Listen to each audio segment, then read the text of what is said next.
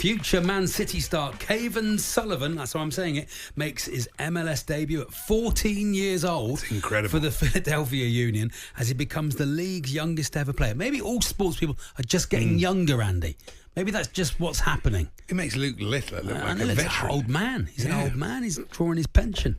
Maybe that's just what's happening. And someone who knows more about that than us is Brian Sciaretta, American soccer expert, joins us now. Good afternoon, Brian. Hey, good afternoon, guys. Thanks for having me on. Oh, you're really, really welcome. Tell us about Cavan Sullivan. Well, he's a very, very talented American teenager. Tight family. His family has a long history in the game in the United States through his uncle, and uncle played for the national team. And Right. and his older brother's now also a part of the Philadelphia Union, but he's very special. They were Man City's wanted him for a long time. When he goes on these youth international tournaments, you can tell there's something a little bit different, something very special about him.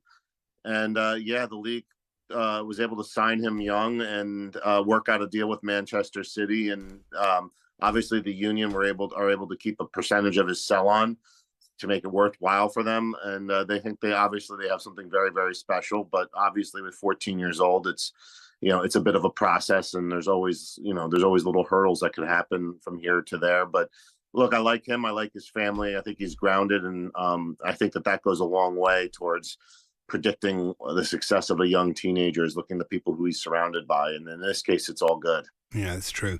And he surpassed Freddie Much Ado About Nothing's record.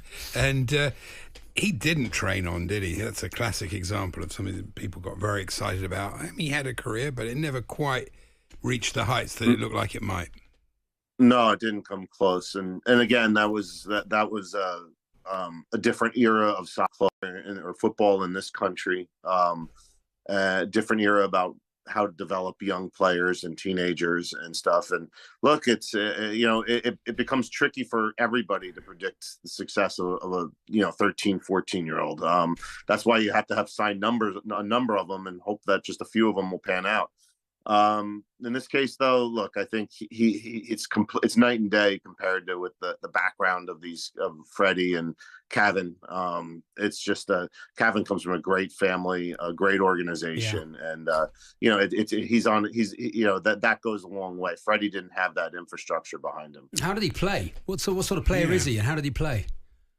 I thought he played well. He came in the 85th minute. He's an attacking midfielder. He could also play a little wing, but he got the ball once inside his own, just around the midfield line. Took it to the edge of the penalty and ripped a shot that was saved. But it was a sign of confidence. It was funny. Right before he came on, his brother scored an absolutely wonderful goal. His brother's only 21 years old, so. I thought it was it was a nice debut, and it's gonna be interesting to see how they handle him and keep him in perspective when the minutes aren't there. I think he's gonna spend a lot of time with U.S. youth national teams, leading up to that point. Yeah, it's exciting. Speaking about the national team, the U.S. manager's job is still out there, still Gareth available. Southgate, Southgate's been linked. Vieira's been linked. Pochettino's been linked. Who could you see turning up? I mean, I could see less so Pochettino, but I think the other two could be real possibilities. Yeah. When you look at Matthew Crocker, he had a long history he's English, or Welsh, I should say. But he has a long history in the English game, and he spent a lot of time at Southampton. So, I know he's worked with Southgate before at various levels and knows him. So, you start looking for connections there. And Patrick Vieira coached over here for a couple of years. So he has a history of the game in this area, and he knows what to expect from the American player. So obviously those two are linked, and I think that they're the money odds to be among the finalists.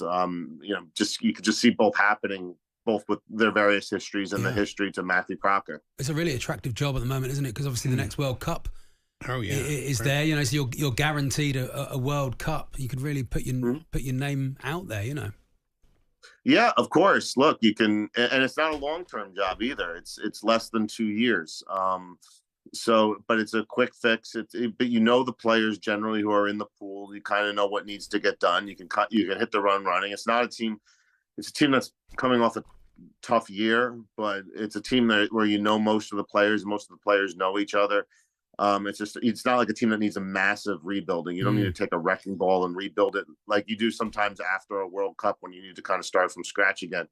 It's not like that. So, I could kind of see why it would be attractive, particularly to, someone who's open to the job and open for a 2-year assignment. You don't have to stay over here for 4 or 5 years. I think, and U.S. Soccer has some money now. They're willing to spend money to make a good deal happen. So we'll see. But yeah, I think Southgate and Vieira are stronger candidates. But Pochettino, you can see that too. Did they qualify America for the Olympics? I can't remember if they did or not. Are they in there? Oh yeah, I'm covering the tournament. I leave for France on Sunday. Oh, lovely. Yeah. So what will that be made up of? Will it look like sort of the full men's team, or is it sort of a younger group? Well, no, it's 23 and under, and obviously with the full men's team playing at the Copa America, you weren't able to get many of the top young players released. It's a 23 and under tournament with a couple overage exceptions. Most of the players have been capped here and there by the full national team, but it's not. There's only one player that overlaps from the Copa America team. So, look, I think it's a good opportunity for some of these players to now try to push on to the full national team, because after a disappointing Copa America, there will be the new manager will be looking to come in and introduce some players who can now compete for spots. I think it's always good to have a competitive environment with the national team, and it forces everyone to be better. Because I think that was part of the problem with there was some complacency within the national team. Of course, if it's Southgate, it'll be part of a British invasion with Emma Hayes running the women's team. Is she having a good time? Do you know if she's doing a good job so far? I mean, it's very new early, into the whole thing. Yeah. We'll see in the Olympics. They had a tough game in their final friendly before the Olympics. Now, it's the full national team for the women. It's not for the men. Yeah. So obviously, it's going to be good. It's going to be big for her to kind of reset the tone and make this team one of the world's best, because they're people are starting to question that the women's game is a lot more competitive than it used to be. Yeah, that's true. Brian, you've been great. Thanks so much for joining us. Appreciate it. You're in Paris.